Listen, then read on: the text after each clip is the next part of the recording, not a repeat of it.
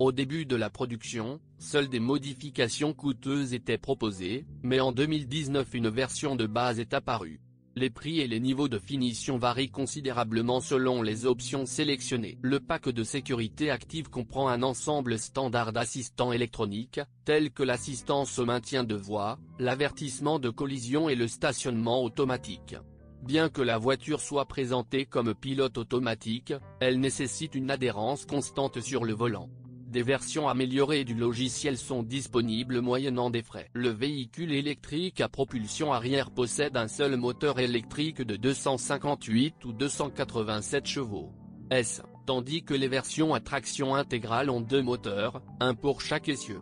L'autonomie revendiquée varie de 350 à 713 km en fonction de la puissance et de la capacité de la batterie.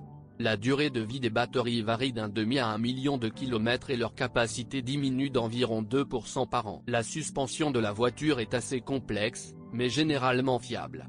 Lors de la récupération, les plaquettes de frein s'usent entre 100 et 150 000 km. L'entretien des systèmes électroniques peut être difficile en raison de la nature de l'équipement et du manque de centres de service expérimentés. Parmi les avantages du modèle figurent un design à la mode, une fiabilité, une excellente dynamique, des coûts de maintenance minimes et un niveau élevé de sécurité.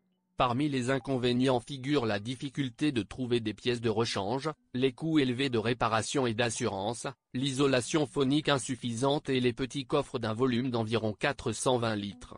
Il n'existe pratiquement pas de bornes de recharge rapide Tesla Supercharger en Russie.